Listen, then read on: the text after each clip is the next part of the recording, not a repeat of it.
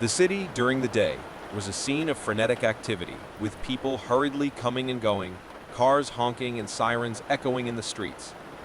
But when the sun set and night fell, the metropolis transformed into a realm of shadows and silence, a place where hidden fears could manifest themselves. Sarah was a young woman fascinated by horror stories and always had a morbid attraction to the dark side of the city.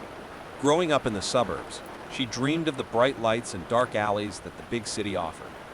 Now, living in the very city that intrigued her so much, she saw the night as a blank canvas for her nocturnal explorations.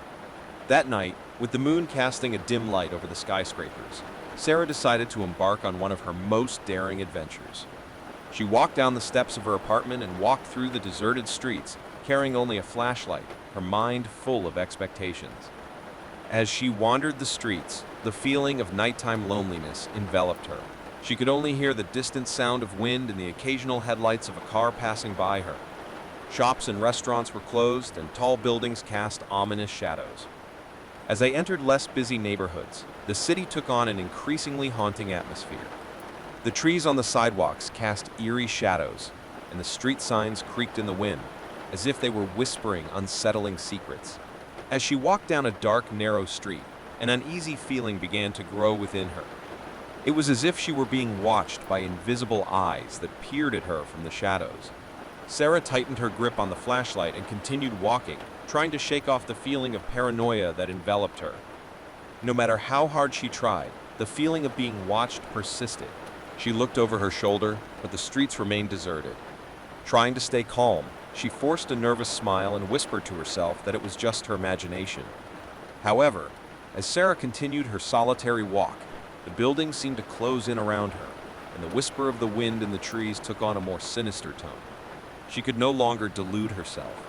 Something wasn't right that night, and the city seemed ready to reveal its darkest secrets.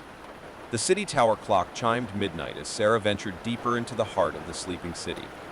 She was walking down a narrow, winding alley where the dim moonlight could barely penetrate. Each step echoed like a distant echo on the dirty walls of the decrepit buildings. It was then that she began to hear something that made her stop abruptly. Whispers. They were indistinct murmurs, whispers that seemed to come from all directions. She clutched the flashlight tightly, eyes wide, trying to discern the source of the whispers. The whispers were like a ghostly murmur. Sarah swung the flashlight around, her heart pounding in her chest, but there was no one in sight. The alleys were empty, and the buildings were silent like tombs. The young woman tried to shake off her fear and uncertainty, convincing herself that it was just the normal sounds of the city at night. However, the whispers continued, as if they were whispering his name, Sarah. They hissed, making her feel like cornered prey. She turned around, ready to flee the alley, but the previously static shadows seemed to come to life, twisting and closing in on her. They moved fluidly, like black smoke, blocking his exit. Sarah held her breath, her eyes wide with terror.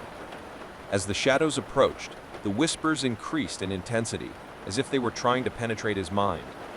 Fear gripped her, and she began to slowly back away, keeping the flashlight pointed into the shadows as if it were her only defense. It was then that a shadow, denser than the others, stood out. It was like a humanoid figure, but distorted and sinister. It seemed to move independently of the other shadows, as if it were the silent leader of that supernatural encounter. Sarah turned and started running, her legs shaking with terror. She knew she couldn't face those shadows. She didn't know what they were or what they wanted with her. His only instinct was to run away from that invisible threat. The night city has turned into a maze of nightmares, with Sarah being chased by the shadows and their haunting whispers. She felt like prey, an intruder in a dark world she shouldn't have disturbed. Every corner, every alley, every shadow hid a potential threat. Sarah didn't know where she was going. She just ran away from the shadows and their tormenting whispers. She knew she couldn't keep running forever, but at that moment, all that mattered was escaping the nighttime nightmare the city had turned into. Panic gripped Sarah as she ran through the deserted city streets, her legs burning with exhaustion. The shadows followed her relentlessly, crawling along the walls of buildings and surrounding her like an invisible army. She could hear the whispers, now louder and more persistent, as if they were whispering terrible secrets directly into her ears. The young girl tried to remain calm, but the fear was becoming overwhelming. She looked desperately behind her, but the shadows seemed uncompromising, always approaching.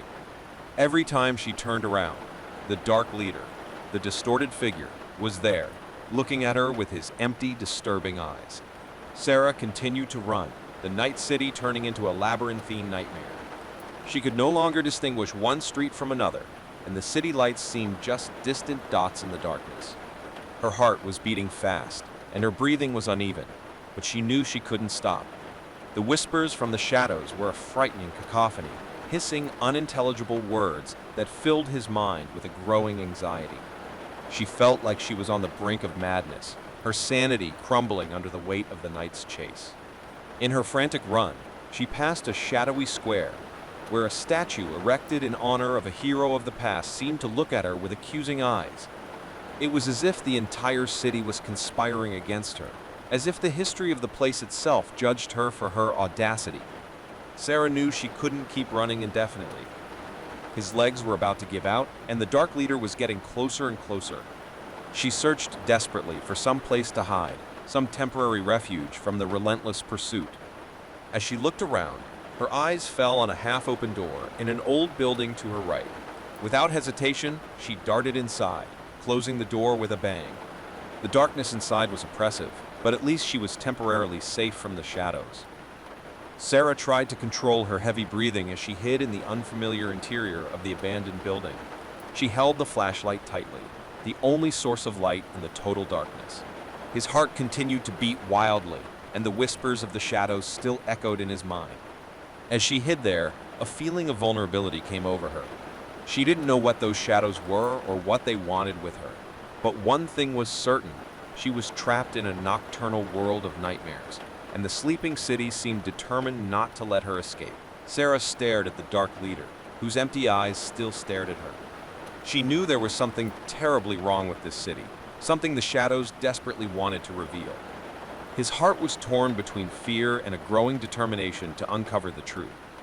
"What do I need to do to help you?" Sarah asked, her voice shaky but firm. The Dark Leader pointed to the dusty window high in the stone walls. "You need to find the lost diary," he whispered. "It holds the key to our secrets and our redemption." Sarah raised the flashlight to shine the window, revealing a small compartment in the sill. Inside, she found an old book with yellowed pages and a worn cover. It was the diary mentioned by the Dark Leader. Carefully, Sarah opened the diary and began to read the handwritten words on the fragile pages. She uncovered a decades-old story, a story of corruption and injustice that had plagued the city. It was the story of the souls of the people who had fallen victim to greed and cruelty and who were now trapped like shadows in the city. As she read, the shadows approached her, as if eager to hear the story being told again. The whispers from the shadows became sad murmurs, echoing the words of the diary. It was as if the lost souls were finally finding someone willing to listen to their anguish. Sarah found herself drawn into the story, moved by the sadness of the damned souls. She realized she needed to do something to help redeem these souls and free them from the darkness.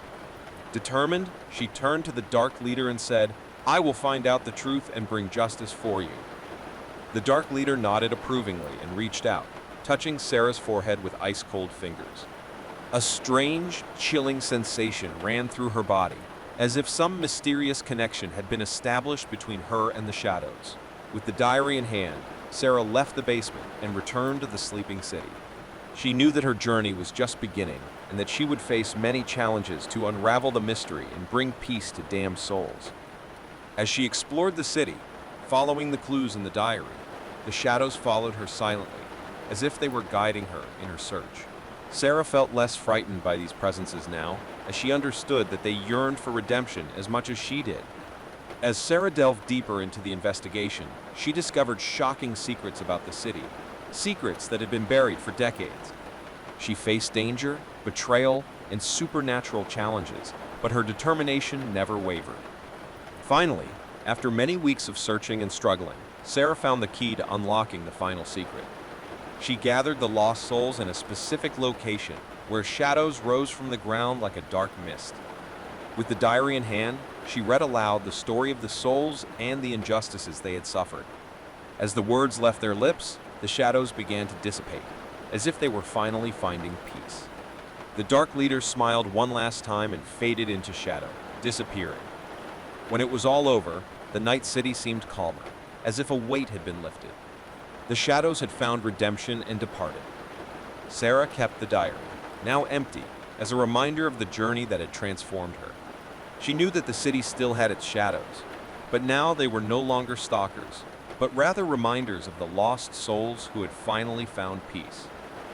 With a sense of accomplishment, Sarah left the sleepy town behind, knowing that her courage and determination had made a difference.